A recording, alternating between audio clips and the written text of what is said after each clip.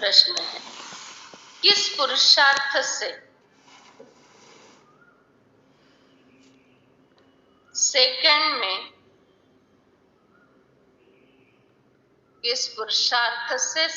में जीवन मुक्ति प्राप्त हो सकती है? किस पुरुषार्थ से हो सकती? ऑनलाइन पर सुनने वाले पूजा बहन बताना, किस पुरुषार्थ से हो सकती है जीवन मुक्ति? चित्रा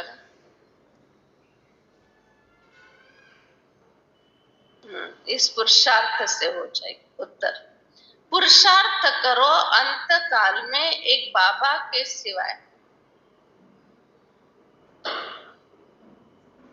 कोई भी याद न आए।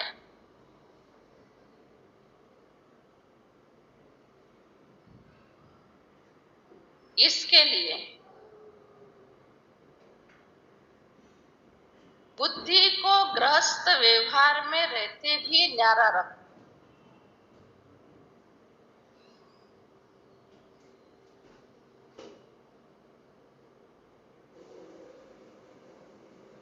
सब कुछ भूलते जाओ।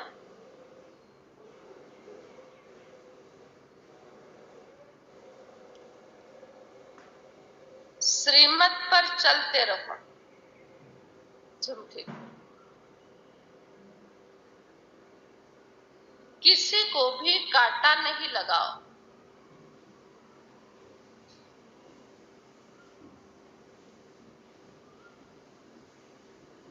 हर कदम में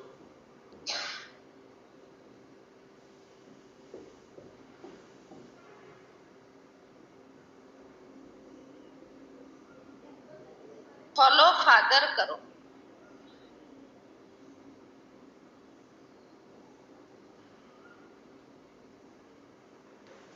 कोई भी कमी है तो अविनाशी सर्जन को सच सच बता दो।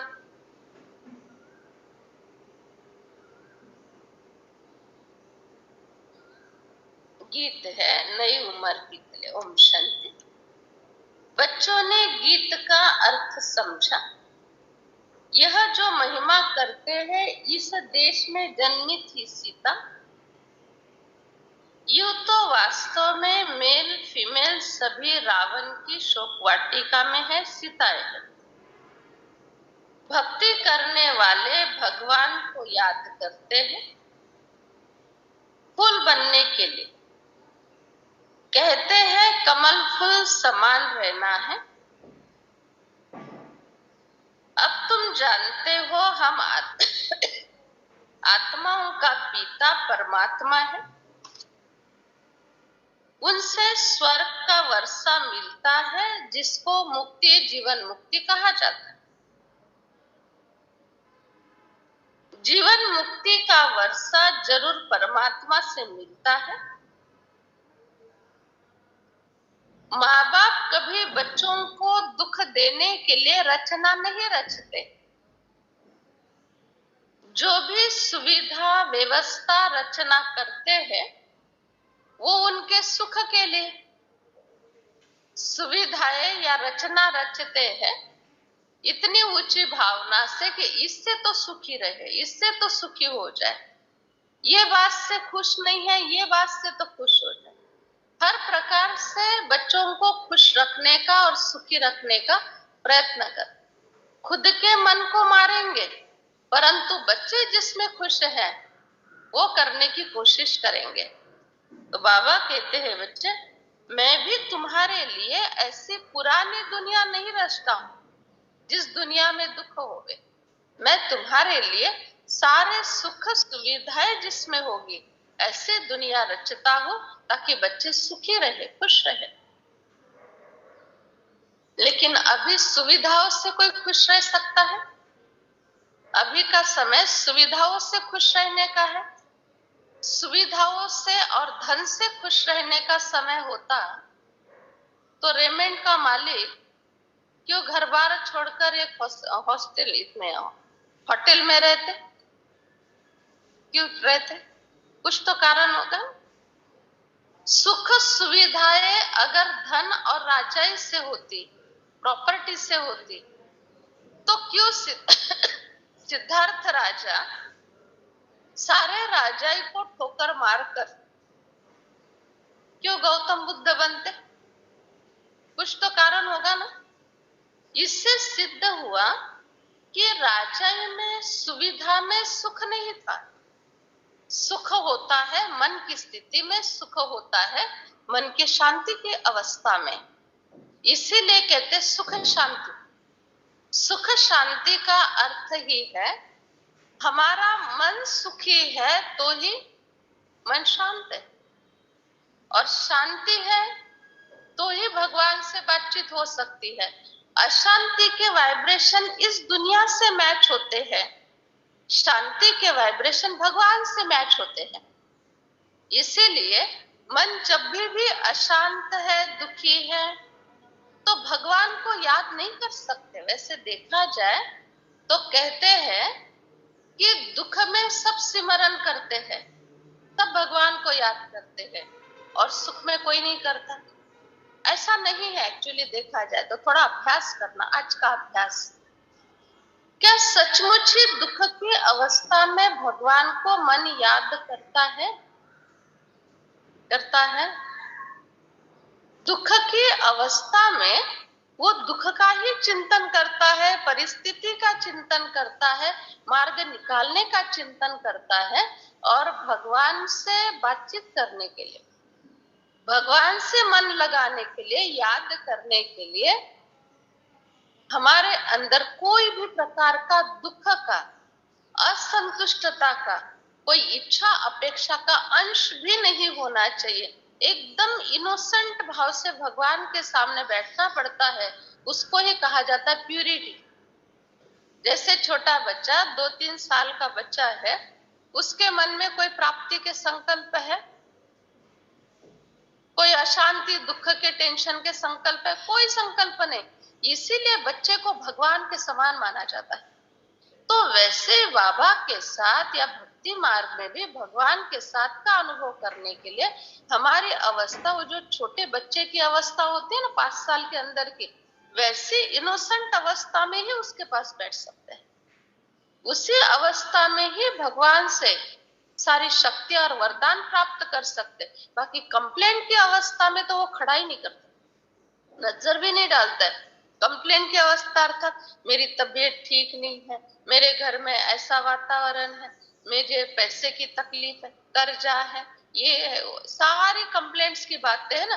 बाबा कहते तुम बड़े हो गए हो इसलिए कंप्लेंट, छोटे से बन जाओ तो कंप्लेंट सारी खत्म हो जाएगी। तो दुख की अवस्था में दुख याद आता है, और सुख की अवस्था में भगवान याद आता है।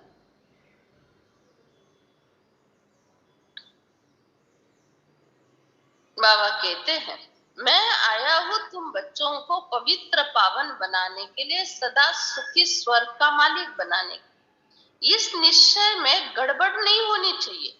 बाबा ने आकर इसको समझाया। कहते हैं हम आपको जानते नहीं थे, पहले हम सतयुग में धर्मात्मा थे। धर्मात्मा उनको कहा जाता है जो कभी भी पतित नहीं बनते। हम पहले सतयुग में धर्मात्मा थे तो सुखी थे। बाबा कहते हैं दान पुण्य करने से धर्मात्मा बनते, धर्म का काम कर रहे हैं, परंतु उसका फल अल्पकाल के लिए ही मिलेगा, क्योंकि स्थूल धन था इसलिए दान किया, स्थूल कोई भी चीज थी इसलिए दान किया, इसलिए धर्मात्मा कहलाया गया। लेकिन स्थूल होने के कारण न उसका अल्पकाल के लिए मिले। और सूक्ष्म दान का अर्थ है जब भी योग में बैठते हैं तो ऐसा अनुभव हो मेरे से सारी किरणें प्रकृति में जा रही है, और प्रकृति में जो भी है, 5 तत्व है, मनुष्य है, उन सभी को मेरे से एकदम शक्तिशाली, प्योर और आवश्यकता वाले वाइब्रेशन मिल रहे हैं। क्योंकि प्रकृति का काम ही है लौटा कर देना, 1 का 100 गुना 10 गुना पदम गुना करके लौटा देना, ये प्रकृति का काम। जैसे हमने बीज बोया, संभाल के उस बीज की, और झाड़ को खत पानी डालते रहे। डाला भी क्या, गोबर डाला, खत डाला, पानी डाला, बस, और मिट्टी तो आप ही बनी हुई थी। उतनी सी संभाल के प्रकृति ने हमको आरोग्य आवश्यक फल दिया, प्रकृति ने ऑक्सीजन दिया, हमने डाला खत पानी, जो हमारे काम की चीज नहीं है, खत आदि वो डाला, और उसने हमको एकदम काम की चीज दी, प्राण वायु दिया और जिंदगी जीने के लिए फल दिया। ये प्रकृति का काम है। तो वैसे ही प्रकृति में जितने हमारे शुद्ध प्योर विचार जाते हैं ना, प्रकृति को बहुत बड़ा सहयोग मिलता है। प्रकृति पावन बनने के लिए, सुखी होने के लिए हमारे एहसान मानती है, धन्यवाद करती है। तो प्रकृति से हमको वही लौट कर आए। बार बार अगर ये कहेंगे मैं गरीब हूं, मैं गरीब हूं, मैं टेंशन में हूं, मैं दुखी हूं, तो जो भी संकल्प चल रहा है ना, चल कहते हैं ना उसको, चलने का अर्थ ही है, चल माना ही चक्र, और चल का अर्थ चक्र है, तो चक्र से ऊर्जा निर्माण होगी, और जो ऊर्जा निर्माण हो रही है वो प्रकृति में जा ही रही है, और प्रकृति को बार बार संकल्प दे रहे हैं, मैं गरीब हूं, मैं दुखी हूं, मैं टेंशन में हूं।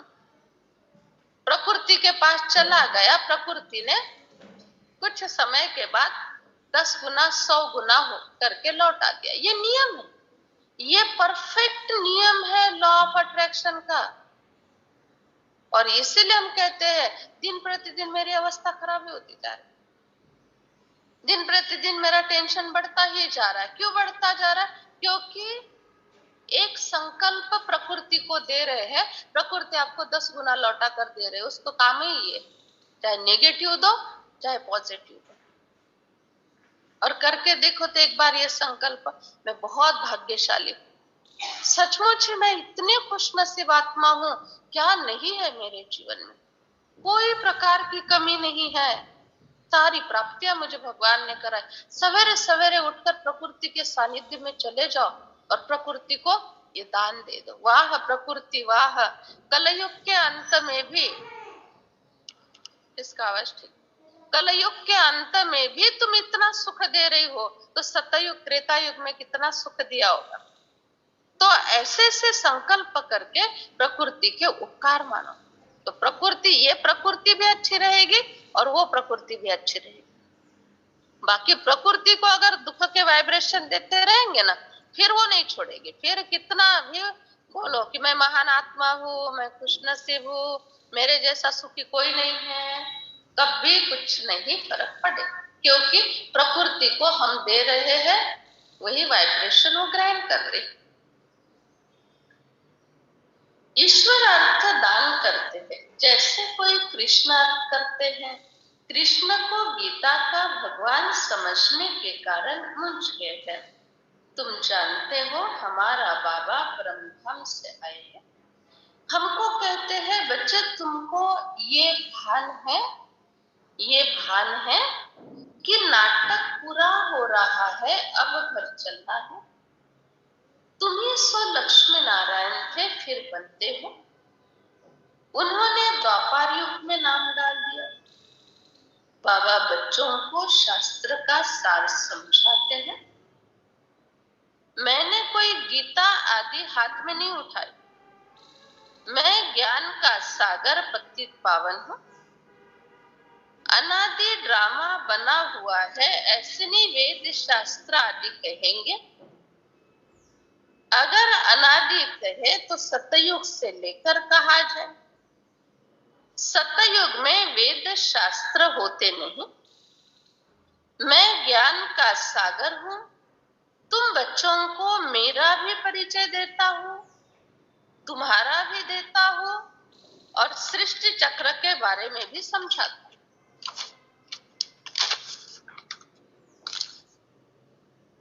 बाबा आकर तुम बच्चों को समझाते हैं, बच्चे 84 जन्म तुम कैसे भोगते हो, कैसे सतो रजो तमो में आते हो। अभी ब्रह्मा द्वारा बाबा ने यज्ञ रचा, शिव बाबा द्वारा हम ब्रह्मा के बच्चे बने, वो दादा हो गया। वहां तो है ही बाबा का वर्षा, अर्थात ईश्वरीय वर्षा सतयुग त्रेता युग में हो। आधा कल्प से तुम चाहते थे मुक्ति, जीवन मुक्ति का वर्षा मिले, यह नहीं जानते थे बाबा भक्तों के पास आएंगे तो क्या करेंगे। कहते हैं भगवान घर बैठे आ जाए, सो तो कोई बड़े घर में आएंगे ना। तुम्हारे लिए तो अपना छोटा घर है, यह बेहद का घर है। न जाने भगवान भक्तों के पास किस रूप में आ जाए। भक्त भगवान के बच्चे हैं, ऐसे नहीं भगवान सब भक्तों में है, नहीं, भगवान एक है और जो जिस भावना से भगवान को भजता है उसकी वही भावना पूर्ण हो जाती। भगवान को जो जिस भावना से भजता है उसकी वो भावना पूर्ण हो जाती है, अर्थात वैसे फीलिंग आती। जो भी फीलिंग बाबा से आती है ना, हमको बहुत अच्छे अच्छे फीलिंग्स आती है, हमारे भाव और भावना के कारण आती है। और फीलिंग्स बहुत अच्छी है तो अवस्था बहुत अच्छी बन जाती है। बाबा डायरेक्ट बैठकर समझाते हैं, मैं आता हूं बच्चों को सुखी बनाने के लिए। मनुष्य विलायत से आते हैं तो अपने बच्चों के लिए कुछ न कुछ सौगात तो लेकर आएंगे। बाबा कहते हैं, मैं तुम्हारे लिए ऐसी सौगात लाता हूं जो इस संसार में कोई नहीं दे सकता। वो है वैकुंठ की सौगात। यहाँ पर तुम बच्चों को जहर छोड़ना पड़े, अर्थात पवित्र बनना है, ज्ञानामृत पीना है। अच्छा बच्चे, मैं तुमको कोई भी प्रकार के पुस्तक से नहीं मिल सकता, कोई प्रकार के पुस्तक से नहीं मिल सकता। मैं पुस्तक उठाकर नहीं पढ़ाता हूं, अपने मर्जी से किए हुए दान पुण्य से नहीं मिलता,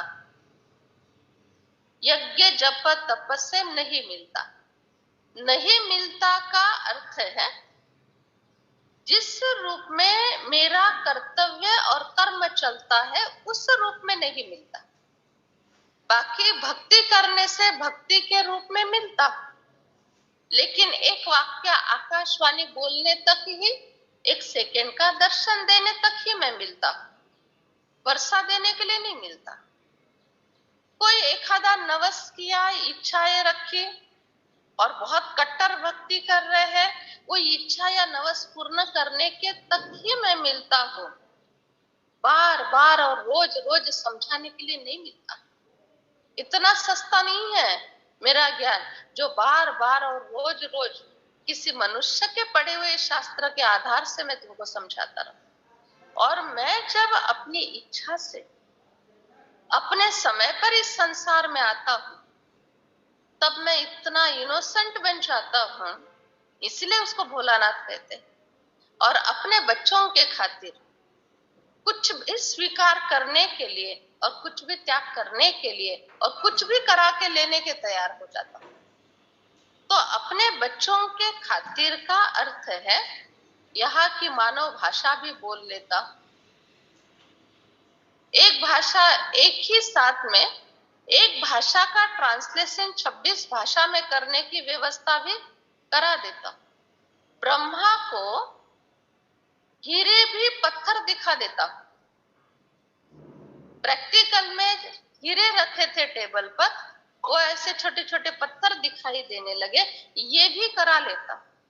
और 360 बाबा के बच्चों की भट्टी रचनी थी, तो जिनको जिनको धुरंधर बनाना है, जिनको आगे का राज्य भाग्य सौंपना है, ऐसों को साक्षात्कार कराकर भी अपना बना लेता हूं। जो चाहे सो लीला करता हूं, लेकिन कब?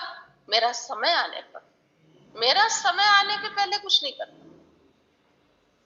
समझदार इंसान भी वही होता है जो समय के अनुसार चलता है। समय आने पर ही, उचित समय देखकर ही वो बात बोलेगा। उचित समय देखकर ही कोई भी इच्छा अपेक्षा रखेगा और उचित समय देखकर अपना भाग्य और प्रारब्ध बना लेगा। तो अभी का जो समय चल रहा है ना, ये हर प्रकार से उचित समय चल रहा है हर कार्य के लिए, क्योंकि रोज भगवान के डायरेक्शन मिलते हैं। रोज के डायरेक्शन मिल रहे हैं, ये साधारण भाग्य नहीं है। इस डायरेक्शन की अगर हमने वैल्यू नहीं की ना, रोज के मिले हुए डायरेक्शन की, दोपहर के बाद हमारा डायरेक्शन कोई नहीं मानने वाला। अभी भगवान के डायरेक्शन को मानो, दोपहर के बाद हमारे शब्द झूलेंगे। नहीं तो परिवार में कोई मान सम्मान नहीं होगा। द्वापर युग में भी नहीं, कल युग की तो बात ही छोड़, उसके तो पट्टे की वो बात नहीं है। तो भगवान के महावाक्य को वाक्य नहीं समझना, उसको मेरे जीवन का आधार है ऐसे समझकर चलो। वैकुंठ में जाने के लिए जहर तो छोड़ना पड़ेगा। मैं पुस्तक के आधार से, दान पुण्य के आधार से नहीं मिलता। मेरे मीठे मीठे लाडले सिखिलधे बच्चों, मीठे मीठे लाडले सिखिलधे बच्चों, परदेसी बाबा से तुमको बात करना आता है? परदेसी बाबा से बात करना आता है? कौन है परदेसी बाबा? सुनंदा बहन, परदेसी बाबा कौन है? सुनंदा बहन, परदेसी बाबा कौन है? फिर इतना क्यों सोचते हो? परदेसी बाबा अर्थात ही दूर देश से हमारे पास मिलने के लिए आए, वो परदेसी बाबा। कोई अडनाव नहीं है ये परदेसी। यहाँ आए नहीं, आज परदेसी कहाँ गए? आते हैं ना रोज क्लास में, परदेसी आए। परदेश में गए थे। ऐसे कोई नहीं कहेगा मैं परमात्मा हूं, तुम आत्माओं से बात करता। वो कहते हैं अहम परमात्मा तत्त्वम। बाबा कहते हैं मैं तुम बच्चों को वर्षा देने के लिए आए। अच्छा बच्चे, तुम थोड़ा सच्चाई से चेक करो, तुम थोड़ा सच्चाई से चेक करो कि मेरी बुद्धि कहां तक विशाल बनी है। मेरी बुद्धि कहां तक विशाल बनी है, ये सच्चाई से चेक करो। विशाल बनी है का अर्थ सूक्ष्म विज्ञान इसके पीछे का बताओ पूजा भाई। थोड़ा गैप छोड़ के बैठो, जानिए, थोड़ा पीछे हो जाओ, गैप छोड़ के बैठो।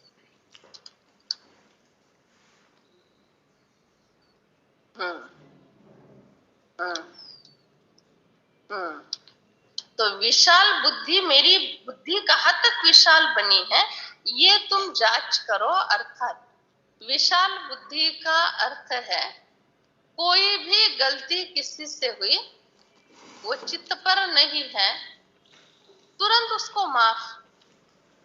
और वैसे देखा जाए ना, थोड़ा सा डीप अभ्यास करो, क्या माफी देने के हम पात्र हैं? हमारे से कोई गलतियां नहीं होती, दूसरों से ही हो रही है, तो माफी देने की भी बात नहीं। कोई भी किसी से गलती हो रही है, उसका हमारे से कोई भी रिश्ता वास्ता संबंध नहीं है, उसकी कोई भी बात चित्त पर नहीं है। इसको कहा जाता है विशाल बुद्धि। अपना कंफर्ट देखे, अपना कंफर्ट देखे कि मेरा कंफर्ट, मैं और बाबा और मेरा वो रहा, इसमें मेरा मैं कंफर्टेबल हूं, इसमें मेरा कंफर्ट है। दूसरी बात, विशाल बुद्धि का अर्थ समय इतना कम है और 24 घंटे में मेरे 10 मिनट भी व्यर्थ के खाते में अगर चले गए, व्यर्थ या सामान्य खाते में चले गए, उसका असर पूरा 24 घंटे पर पड़ने वाला है। क्यों?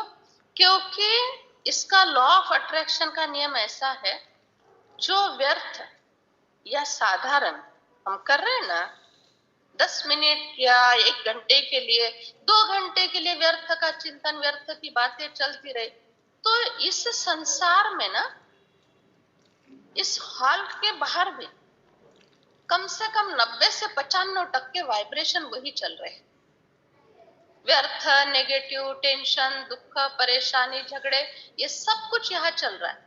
और हमने अगर 1 घंटे के लिए, 2 घंटे के लिए व्यर्थ संकल्प, व्यर्थ बोल, इधर उधर की बातचीत, इसमें समय गवा दिया, तो ये जो 90% वाइब्रेशन हॉल के आसपास है बाजू में, वो सारे के सारे हमारे तरफ तुरंत अट्रैक्ट हो जाते, फ्रीक्वेंसी मैच हो जाती। और फिर वो जो 1 घंटे का समय या 10 मिनट का व्यर्थ का समय है, तो हमको सारे दिन के लिए हमारे ऊपर हावी हो जाता है। बाबा कहते, और सत्संग में जाने से कोई रोकते नहीं, मना नहीं करते। यहाँ तो कितने विघ्न पड़ते, क्योंकि बात पवित्रता की है। अकासुर बकासुर कैसे बच्चों को ले जाते थे, विष के लिए कितना मारे खानी पड़ती थी।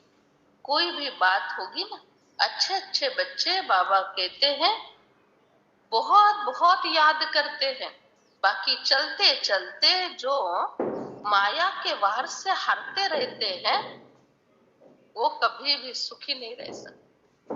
माया के वार से रोज ही हारते रहने वाले कैसे सफलता का सुख पाएंगे, कैसे वरदान मिलेगा। बाबा कहते, मैं धर्मराज भी, मैं कालों का काल भी, अमृतसर में ये अकाल तख्त है, इसका अर्थ कोई समझते नहीं। कालों का काल अर्थात शिव को ही कहा जाता है।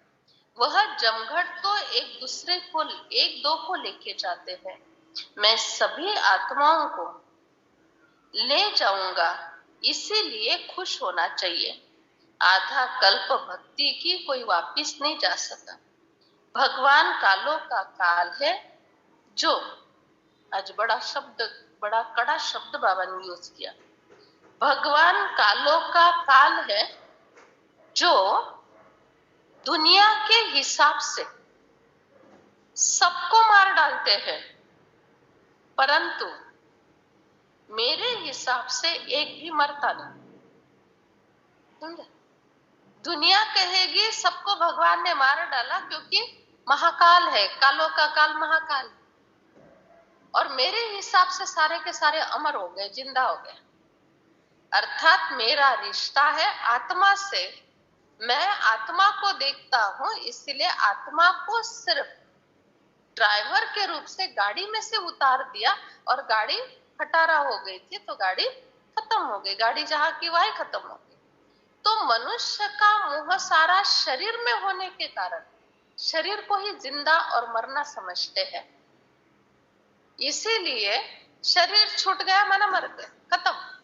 भगवान कहते हैं शरीर छूटना अर्थात एक गाड़ी बदलकर दूसरे गाड़ी में चले जाना, प्रवास तो चलता रहेगा। तो मेरे नजर में सब जिंदा है और मनुष्य के नजर में मर गया, क्योंकि आत्मा अजर अमर अविनाशी है, तो जिंदा है। मैं किसी को भी मार ही नहीं सकता, मैं मारता ही नहीं हूं। भले मेरा नाम महाकाल है, परंतु एक को भी मार नहीं सकता, क्योंकि सब के सब बच्चे अमर है, अजर है, अमर है, अविनाशी। अजर का अर्थ है जर्जर नहीं होते, जड़जड़ीभूत हो जाते हैं, जर्जर नहीं होते। जर्जर का अर्थ एकदम ही जीर्ण शीर्ण अवस्था, उसको जर्जर कहा जाता है। और जर्जड़ीभूत अवस्था का अर्थ है कोई भी प्रकार की बातें, सुख की बातें समझ में नहीं आती, उसको कहते जड़ जड़ीभूत अवस्था। दूसरा अविनाशी, विनाश नहीं होता। और तीसरा अमर, मरता नहीं।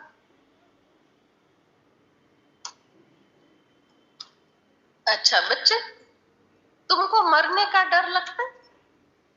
लगता है? ऑनलाइन वाले सभी मरने का डर लगता है?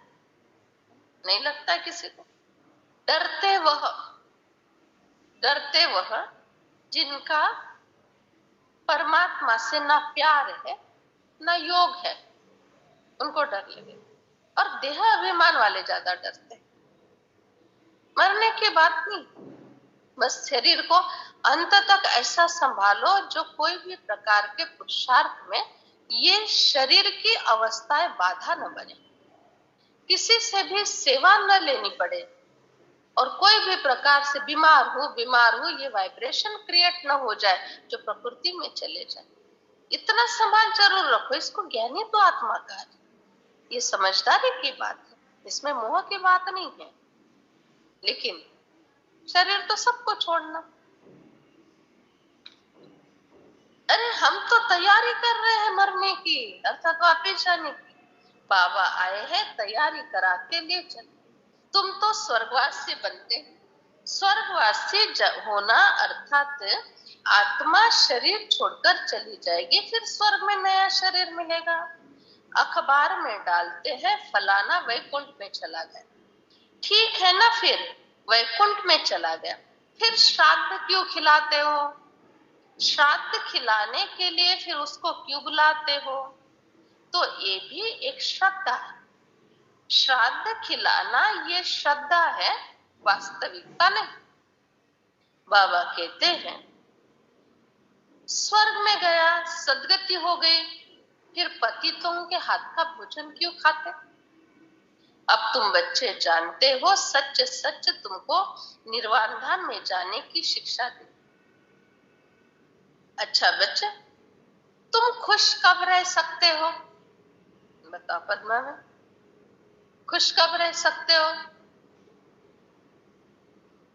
याद में रहेंगे तो खुश रहेंगे। सिंपल, सभी बातों के लिए ना एक ही उत्तर हो सकता है। कोई भी प्रश्न पूछा तो एक उत्तर मैच हो ही जाता है, उसके लिए कोई ऑप्शन नहीं होता, और ना ही सामने से ये बोला जाएगा कभी कि ये उत्तर ठीक नहीं है ना। और वो उत्तर कौन सा होता है? बाबा की याद ये उत्तर होता है। अच्छा बच्चे, तुम खुश कब रह सकते? सिद्धू, विचार सागर मंथन करेंगे तो, पॉजिटिव विचार सागर मंथन है तो खुश रह सकेंगे ऐसे। सुनो अभी, तुम खुश कब रह सकते हो?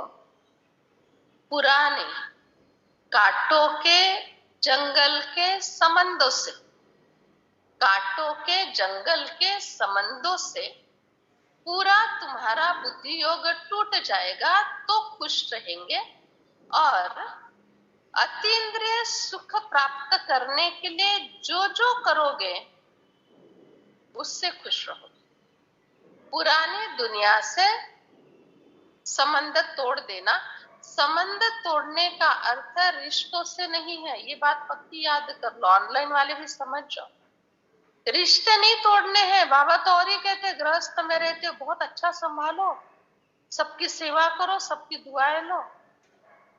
तो पुरानी दुनिया से रिश्ता तोड़ना अर्थात किसी ने झगड़ा किया, किसी ने गलत सलत बोला, किसी ने निंदा की, किसी भी बात का प्रभाव हमारे अवस्था पर नहीं पड़ना चाहिए। इसको कहते हैं कांटों के जंगल से बुद्धि तोड़ दी। देखो आज महिमा कर रहे हैं ना, थोड़ा सा कुछ अनबन हो जाए, थोड़ा सा कुछ उनके मन के विरुद्ध हो जाए, कल निंदा करेंगे। आज जो फेवर में है कल विरोध में चले जाएंगे, ये सब होने वाला है। इसीलिए ना कभी भी कोई बात पर डिपेंड नहीं, जो भी हो रहा है ये सीन मेरे लिए इंपॉर्टेंट है, बस अब भी की सीन इंपॉर्टेंट है, अब भी इस सीन में मुझे क्या डिसीजन लेके ये सीन को पार कर देना है।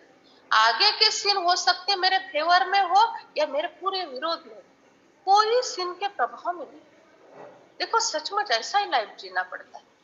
कोई भी सीन के प्रभाव में कितना भी बड़ा नुकसान हो जाए, थोड़ा सा धीरज धरो और एक संकल्प दे दो, कुछ तो राज है, कुछ तो कल्याण है, किसी का दोष नहीं, कुछ भी हो जाए। हमारी ये जो धारणा है ना, ये इतनी खून के बूंद बूंद में चली गई, रग रग में ये धारणा है, कुछ भी हो रहा है, अच्छा हो रहा है, बुरा हो रहा है, प्राप्ति हो रही है, अप्राप्ति हो रही, लेकिन एक विश्वास इतना, कुछ तो राज है, कुछ तो रहस्य है, वेट एंड सी, और सब कुछ अच्छा होगा। और अच्छा मुझे नहीं भी लगा तो भी मेरे माँ बाप के लिए वो अच्छा लग रहा है, उनको अच्छा लग रहा है, वो मेरे लिए अच्छा ही करे। और जरूरी नहीं ना हमेशा मेरे साथ अच्छा ही होना चाहिए, कभी कुछ विरोध में भी तो होवे ना, कुछ ताकत बढ़ेगी कैसी? हमेशा सुख ही मिल रहा है, हमेशा सब अच्छा ही हो रहा है, तो किसी का बुरा हो रहा है उसको समझने की मुझे बुद्धि नहीं रहेगी।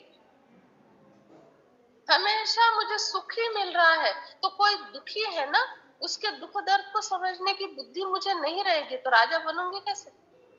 किसी का दुख नहीं समझ में आ रहा है, किसी का बुरा हो रहा है वो समझ में नहीं आ रहा है, किसी की अवस्था खराब है वो समझ में नहीं आ रहा, तो इन सब बातों से मुझे पहले अनुभव करके गुजरना पड़ेगा, तब भी मेरे अंदर राजा क्वालिटी की आत्मा है, राजा क्वालिटीज आ जाएगी। ऐसा है, इसलिए बस ये सीन मुझे बहुत अच्छा पार कर लेना है, आगे देखा जाएगा, लेकिन पूर्ण रूप से बाबा के साथ जुड़कर हर सीन पार करो, फिर नहीं फंसेंगे, फिर हमारे ऊपर कोई दोष नहीं आएगा। और अपने मर्जी से कर रहे हैं, फिर बाबा कहेंगे ठीक है देख लो, इतनी रोज मुरली सुनते हो, सुनाते हो, रोज की ज्ञान की बातें, फिर भी अपने मर्जी में जैसे मन में आया वैसे चल रहे हो, तो चलो। बाबा भी हैंड्स अप कर देता है, कितना समझा कर कितना समझा, कोई लिमिट होती है ना, समझाने की भी एक लिमिट होती है। तो ये क्षण हमारे जीवन में कभी नहीं आना चाहिए जो बाबा कहे यथा इच्छम तथा करो जाओ। बड़ों ने, माँ बाप ने, परिवार के पालनकर्ता ने और भगवान ने अगर हमारे प्रति ये वाक्य उच्चारण किए, हमें तुला सोड ले, जैसा चलना है वैसा चलो, तुम्हारी मर्जी, हम कोई रेस्पॉन्सिबल नहीं है, ये कहना ये बहुत बड़ा श्रापित जीवन जीना है, ये स्वतंत्रता नहीं है, ये श्राप है। तो कभी ऐसा कर्म नहीं करो जो माँ बाप तंग होकर कहे कि तुमको छोड़ दिया, तुझ्या नादीनं लागलेलं जसं जगायचं तसं जगा, मरा का तुम, ऐसा नहीं बोलना चाहिए। लेकिन बोलने की नौबत आती है तो फिर समझ जाना, कहा तो सुधार करना जरूरी है।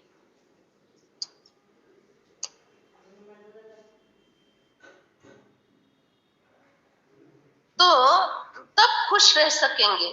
बाबा कहते अतीन्द्रिय सुख पूछना है तो मेरे बच्चों से पूछो, ये मैं कैसे कहूंगा अगर तुम अतीन्द्रिय सुख की अनुभूति नहीं करते हो? तो पुरुषार्थ करो, अतीन्द्रिय सुख में रहो। बच्चे रेस बड़ी भारी है और छोटी छोटी बातों में फंसे रहेंगे तो कहाँ रेस में दौड़ सकोगे? रेस में तो मिली सेकेंड का महत्व होता है, सेकेंड नहीं, मिली सेकेंड का महत्व होता है। बच्चे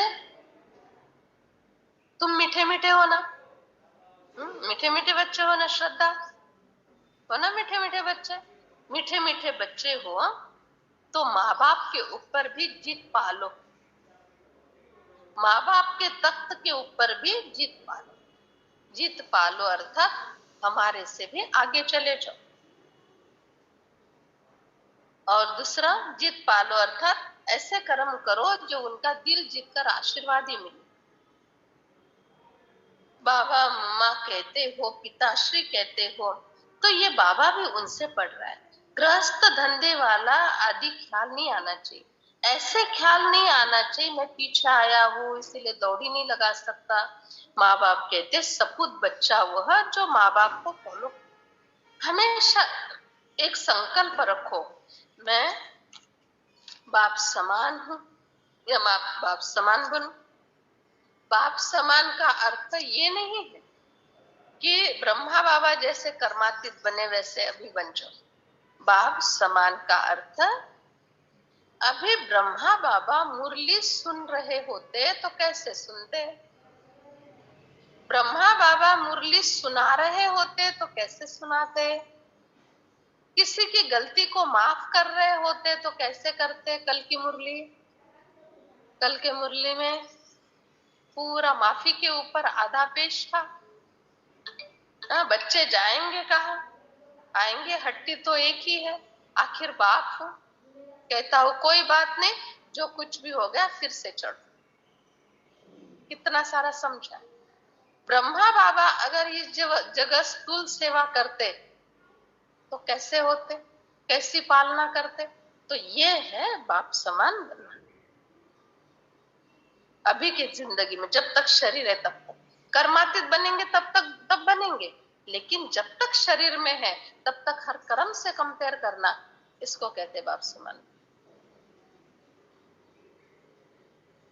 लाडले बच्चों, तुमको संकल्प नहीं आता है, तुमको संकल्प नहीं आता है कि तुम हमारे तख्त के मालिक बनो, ऐसा संकल्प नहीं आता है। बच्चे, तुम मुझे याद करते हो ना, तो तुमको संकल्प आता है तख्त के मालिक बनेंगे, और तुम याद नहीं करते हो ना, तो तुम्हारी शक्ल कैसे होती है? क्या कहते बाबा मुरली में? अभी तुम लोग ही बोलो। मम्मा बाबा कहते हो तो पुरुषार्थ क्यों नहीं करते? अच्छा बच्चे, तुमको कोई भी तकलीफ है, कोई मार्गदर्शन चाहिए, कोई समस्या है, तो बाबा को बताओ कि बाबा इस कारण से ना मेरा पुरुषार्थ कम चल रहा है, ये बात है ना जिससे मुझे तकलीफ हो रही है, तो अविनाशी सर्जन पर विश्वास रख के बता दो। अविनाशी सर्जन तुम्हारी तकलीफों को दूर कर देगा। बच्चे, तुमको कोई भी तकलीफ है ना, तो समझ जाना, कोई भी तकलीफ है ना, तो समझ जाना मैं अपनी तकलीफ खुद दूर नहीं कर सकता हूं या कर सकती हूं। तकलीफ चल रही है, एक दिन से, 2 दिन से, 10 मिनट से चल रही, इससे सिद्ध है कि मैं अपने लेवल पर अपनी तकलीफ दूर नहीं कर पा रही हूं। इसीलिए मैं सर्जन की राय ले लूं और ऊपर के लेवल से तकलीफ ठीक कर लो। टाइम वेस्ट करने से अच्छा तकलीफ ठीक कर लो जल्दी से। और ऑफर की है, देखो फिर से पढ़ती हूँ। अच्छा बच्चे, कोई भी तकलीफ है ना, हाँ कोई भी तकलीफ है, फिर से कहा गया पॉइंट, हाँ कोई तकलीफ है तो बाबा से बताओ कि बाबा इस कारण मेरा पुरुषार्थ कम चल रहा है, ऐसी ऐसी ये बात है, तो ऐसे करने से बाबा अविनाशी सर्जन राय दे देंगे। अच्छा बच्चे, दो प्रकार है तकलीफ दूर करने के। एक, तुम सम्मुख आकर नहीं पूछ सकते हो ना, तो लिख कर पूछो, लिख दो, चाहे सम्मुख आ जाओ। सम्मुख नहीं आ सकते तो लिखो, बाबा भी तुमको राय दे देंगे, बाबा की दुआ मिलेगी, शुभ भावना मिलेगी, और तुमको वर्षा और बाबा याद आने लगेगा। वर्षा और बाबा याद आने लगेगा, अर्थात तुम्हारा मन हल्का हो जाएगा। मन भारी करके प्रकृति को डिस्टर्ब करने से अच्छा और खुद का रिकॉर्ड करने से, खराब करने से अच्छा लिख दो। सम्मुख नहीं आ सकते तो लिख दो, लिख नहीं सकते हैं, बाबा से बहुत अच्छे रिलेशन है, कोई डर नहीं है, कोई गलती नहीं की है, तो सम्मुख आके सुन लो, बाबा फिर राय देंगे। नटशेल में लिखना, डिटेल्स में नहीं लिखना, नटशेल में लिखना। बाकी सम्मुख आकर बैठोगे तो बातें तो डिटेल्स में होगी, लिखना है तो फिर इतना डिटेल्स में नहीं लिख सकेंगे। सेकंड में जीवन मुक्ति पाने का पुरुषार्थ करो। अंत काल समझो तुम्हारी गलत अवस्था में आ गया, गलत अवस्था में अचानक हार्ट फेल हो गया, बताओ क्या करोगे? ग्रस्त व्यवहार को भी भूलते जाओ, मंजिल बड़ी भारी है, विश्व का मालिक बनना है। लड़ाई में कितनी मेहनत करके हद की बादशाही लेते हैं, तुमको बेहद की बादशाही मिल रही है, और क्या चाहिए? इतना मीठा बाबा दुनिया में कोई होगा? और ऐसे मीठे मीठे बाबा के मीठे मीठे बच्चे, मीठे मीठे बाबा के मीठे मीठे बच्चे, कोई भी तकलीफ है ना, तो बाबा से राय लो, अविनाशी सर्जन से राय लो। लेकिन एक बात याद रखो, बार बार तकलीफें क्रिएट करते रहेंगे और बार बार राय लेते रहेंगे तो ये भी ठीक नहीं है। ये भी तो सेवा लेना हुआ ना, बार बार पत्र लिखेंगे, बार बार राय लेंगे, और बार बार छोटे से गैर समझ के कारण तकलीफ है, क्रिएट कर रहे हैं तो बाबा नहीं इंटरेस्ट देंगे, फिर बाबा वरदान नहीं दे सकते, बाबा कहेंगे ठीक करो। बार बार ये नहीं होना चाहिए। एक सेकंड में बाबा ने समझा दिया, तीर लग गया, खत्म। तीर लग गया अर्थात बाबा ने जो भी समझाने दी उसके ऊपर कोई सोच नहीं, एकदम हल्का हो गया, बस वही करना, इसको कहते तीर लग जाना। नर्क का मालिक और स्वर्ग के मालिक में अंतर तो है। बाबा कहते हैं हमने तुम्हारा हाथ पकड़ा कि तुमने हमारा हाथ पकड़ा, क्या होना क्या चाहिए और हुआ क्या? हमने तुम्हारा हाथ पकड़ा कि तुमने हमारा हाथ पकड़ा। और उसको तो हाथ है नहीं, वो तो है निराकार। निराकार शिवलिंग है, उनको शरीर ही नहीं, तो हाथ पकड़ने की बात है। तो हाथ पकड़ने का अर्थ तुम हमारे साथ कितना कनेक्ट रहते हो, श्रीमत पर कितना चलते हो, ये है हाथ पकड़ने का अर्थ। तो हम अगर बाबा का पक्का हाथ पकड़ कर रखेंगे कभी भी छूटेगा नहीं। और एक दिन ऐसा आएगा जब जब जरूरत पड़ेगी बाबा हमारा हाथ छोड़ देंगे और खुद हमारा हाथ पकड़ेंगे। तुमने पकड़ा हुआ कभी छूट सकता है, मैंने तुम्हारा हाथ पकड़ा तो कभी नहीं छूट सकता। एक बार एक बच्चे अपने बाप के साथ जा रहे थे कहीं, तो कहते हैं पिताजी ने कहा तुम मेरी उंगली पकड़ कर चलो, रोड क्रॉस करना है, मेरी उंगली पकड़ कर चलो। उसके पिताजी ने कहा, पिताजी को बच्ची कहती है नहीं पिताजी आप मेरा हाथ पकड़ो और मुझे क्रॉस करा दो। तब छोटी सी बच्ची के इस उत्तर पर या इस विचार पर उनके पिताजी ने विचार किया कि मैं हाथ पकड़ू या उंगली पकड़ू, ये उंगली पकड़े बात तो एक है ना, रोड तो क्रॉस करना ही है। फिर रोड क्रॉस होने के बाद उस बच्ची से पूछा कि मैंने तुमको जब कहा था तुम मेरी उंगली पकड़ो और रोड क्रॉस करना है, तो उस पर तुमने ऐसा जवाब क्यों दिया कि नहीं पिताजी मैं नहीं करूंगी, आप मेरा हाथ पकड़ो। तो छोटी सी बच्ची उत्तर देती है मैंने अगर आपका हाथ पकड़ लिया तो छूट सकता है, लेकिन आपने अगर मेरा हाथ पकड़ा तो कभी नहीं छूट सकता, क्योंकि आप मेरा हाथ उतना मजबूती से पकड़ कर रखेंगे और मेरे हाथ में कहाँ इतनी मजबूती है जो आपका इतना बड़ा हाथ पकड़ कर रोड क्रॉस कर सकूं, छूट सकता है ऐसा। तो बाबा ने हमारा हाथ पकड़ा है, हम पकड़ते हैं ना घड़ी घड़ी छूट जाता है, इसलिए बाबा को हमारा हाथ पकड़ते हैं। अर्थात बाबा की दुआ है, हाथ पकड़ने का अर्थ दुआ है। बाबा कहते हैं भक्ति मार्ग में तो देखो चरण धोकर पानी पीते हैं, लक्ष्मी नारायण आदि के चरण धोते हैं। बाबा ने कहा बच्चे तुम बूढ़ी बूढ़ी माताएं आधा कल्प से कितना धक्के खा रही थी, थक गए, बाबा को संकल्प आया मैं जाकर सृष्टि की नई रचना करूं। इन विचारों ने आधा कल्प भक्ति की, अब बिल्कुल थक गया, मौत बड़ा कड़ा है, एक दो को खत्म कर देंगे।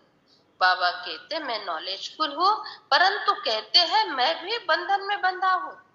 जानता हूँ बच्चे दुखी हैं और दुख का एक ही कारण है पांच विकार। दुख का कारण केवल पांच विकार है।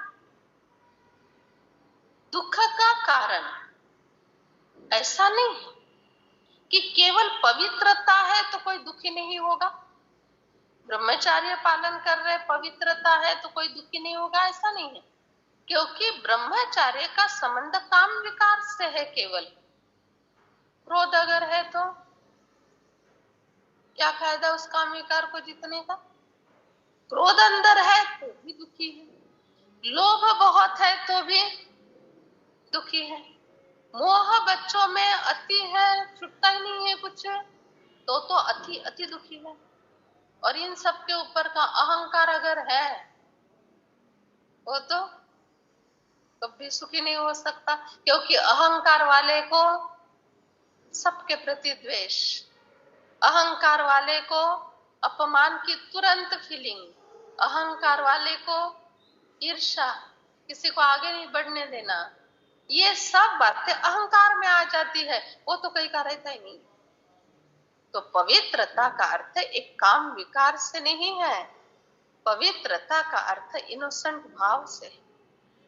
कोई इच्छा, अपेक्षा, रोना, रुसना, क्रोध, झगड़ा, ये चाहिए, वो पदार्थ चाहिए, ये दागिना चाहिए, ये सब तो काम, क्रोध, लोभ, मोह, अहंकार, ये पांचों विकारों से दूर अवस्था। और ये पांचों विकारों के ऊपर विजय पाने के लिए पुरुषार्थ करो, एक से जुड़े रहने के लिए पुरुषार्थ करो, आप ये सब ठीक हो जाएगा। ऐसा बाबा की याद के बिगड़ तुम इन पांचों विकारों को नहीं जीत सकते, ना तुम इससे अपना बेड़ा पार कर सकते हो। इतना बड़ा भवसागर पार करना है तो अपने बल से नहीं कर पाओगे। इसीलिए बाबा कहते हैं हमेशा बुद्धि को मेरे से बिजी रखो। मैं बंधन में बंधा हुआ हूँ तुम बच्चों को सुख देने के लिए, परंतु ऐसा बंधन नहीं है तुम बिना कुछ किए सुख पालो। सुख दूंगा, फल है ये, परंतु सुख देने के कर्म होंगे और मुझे वो कर्म पसंद आएंगे तो सुख मिलेगा, वो कॉलम में फिट हो जाएंगे तो सुख मिलेगा। अपने रीति भवसागर थोड़ी पार कर सकते हो, इसीलिए थोड़ा समझदारी से चलो। एक चींटी है और उस चींटी को अगर माउंट आबू जाना है, कितने जन्म लेने पड़ेंगे, कितने जन्म लेने पड़ेंगे, सारा कल्प पूरा हो जाएगा लेकिन जाएगी नहीं। और वही अगर हम जा रहे हैं और हमारे बैग में चली गई तो हमारे साथ बैग में एक दो चिट्ठियां आ गई और हम चले गए मधुबन, हो गया ना उसका, बाबा का दर्शन हो गया ना उसको। ऐसा है होता है ना ऐसे। तो वैसे ही हम अपने बल पर नहीं पहुंच सकेंगे, भवसागर पार नहीं कर सकते। तो बाबा के कंधे पर बैठ जाएगा, बाबा बराबर परम नाम तक लेके जाएगा। सिंपल तरीका है, मेहनत क्यों करते हो।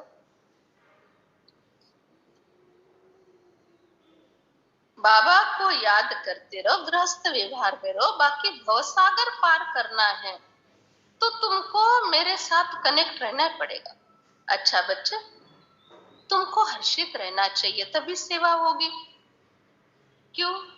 क्योंकि तुम्हारा हर्षित चेहरा देखकर ही लोग कहेंगे इनको क्या मिला है, क्यों इतना हर्षित रहते हैं, क्यों इतना सुखी रहते हैं ये लोग, क्यों हमेशा देखो तो बाबा की बातें बोलते रहते हैं। तो चेहरा भी सेवा करे। और बहुत दुखी उदास चेहरा है तो पूछेगा अरे ओम शांति वाले फिर भी दुखी, क्या हुआ है और ये बदनामी।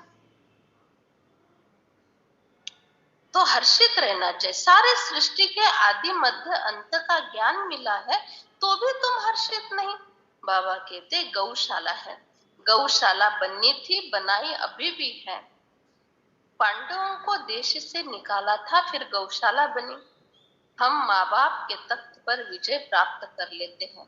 अच्छा बच्चे, रात को हमेशा पोता मेल देखो, सारे दिन में अथवा सवेरे कितना समय हमने बाबा को याद किया।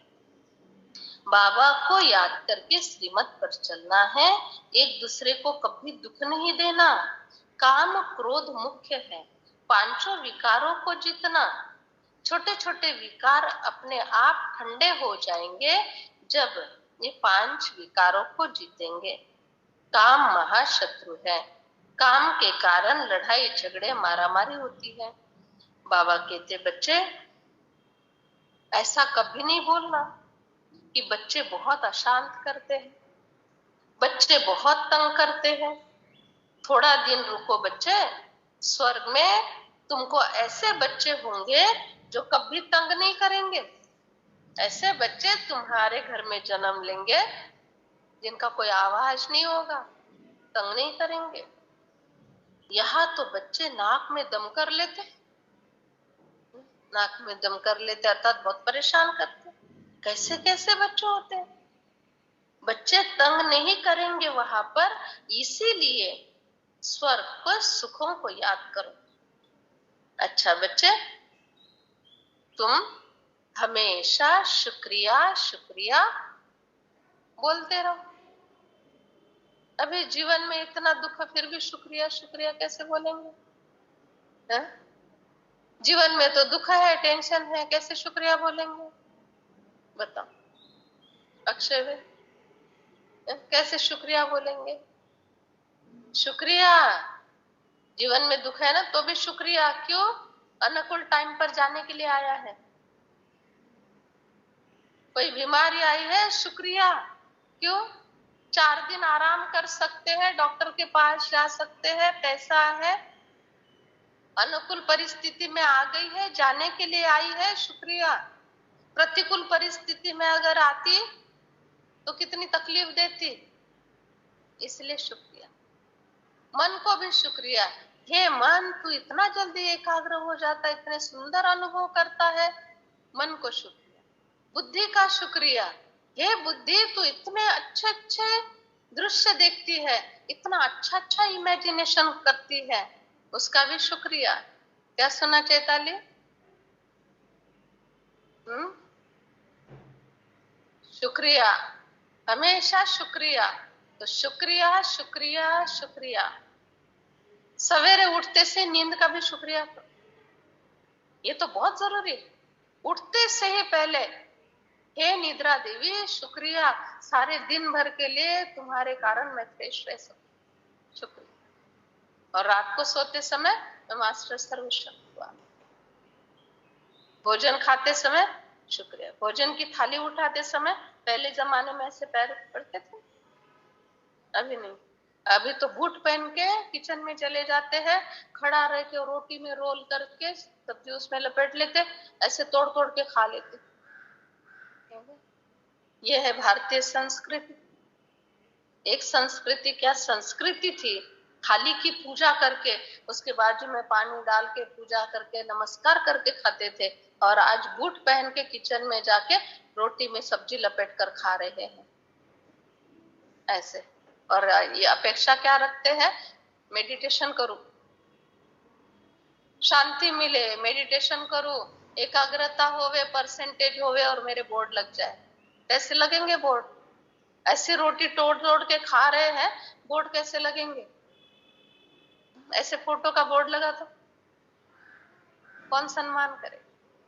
थोड़ा सा ध्यान से चलो, संस्कृति के आधार से चलो। अच्छा, मीठे मीठे सिखिलद है बच्चों प्रति, माता पिता बाप दादा का याद प्यार और गुड मॉर्निंग। रूहानी बाबा की रूहानी बच्चों को नमस्ते। रूहानी बच्चों की रूहानी माता बाप दादा को याद प्यार गुड मॉर्निंग। थैंक यू, बहुत बहुत। पहली पॉइंट, माता पिता के तख्त को जीतने की दौड़ लगाओ, पूरा फॉलो करो। माता पिता के तख्त को जीतने की दौड़ लगाओ, पूरा फॉलो। दूसरी पॉइंट, पुराने कांटों से संबंध तोड़। पुराने कांटों से संबंध तोड़, मेरा तो एक शिव बाबा दूसरा न कोई,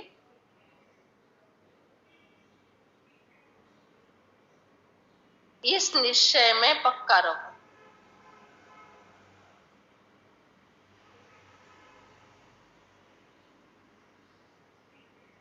इस निश्चय में पक्का रहो।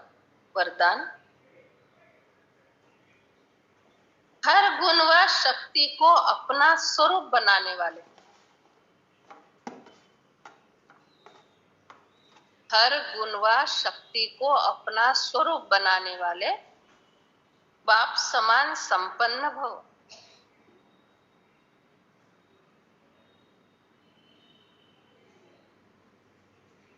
जो बच्चे बाप समान संपन्न बनने वाले हैं, वह सदा याद स्वरूप सर्वगुण और सर्व शक्तियों का स्वरूप बनते हैं। स्वरूप का अर्थ है अपना रूप ही वह बन जाए। गुण व शक्ति अलग नहीं हो, लेकिन रूप में समाये हुए। जैसे कमजोर संस्कार या कोई अवगुण बहुत काल से स्वरूप बन गए हैं, उसको धारण करने की मेहनत नहीं की, स्वरूप बन गया। ऐसे हर गुण शक्ति निजी स्वरूप बन जाए, याद करने की मेहनत नहीं करनी पड़े, लेकिन याद में समाये रहो, तब कहेंगे बाप समान। स्लोगन, बाबा शब्द सर्व खजानों की चाबी है, इसे संभाल कर रखो। बाबा शब्द सर्व खजाने की चाबी है, इसे संभाल कर रखो। आज 23 नंबर, जैसे अपने स्थूल कार्य के प्रोग्राम को दिनचर्या प्रमाण सेट करते हो, ऐसे अपनी मनसा समर्थ स्थिति का प्रोग्राम सेट करो, तो कभी अपसेट नहीं होंगे। जितना अपने मन को समर्थ संकल्पों में बिजी रखेंगे, तो मन को अपसेट होने का समय ही नहीं मिलेगा। सदा मन सेट अर्थात एकाग्र है, तो स्वतः ही अच्छे वाइब्रेशन फैलेंगे और सेवा भी होती रहेगी। अच्छा, ओम शांति। अच्छा, ऑनलाइन पर सुनने वाले सभी बाबा के बच्चों को बाबा के घर से बहुत बहुत याद, प्यार और ओम शांति, ओम शांति।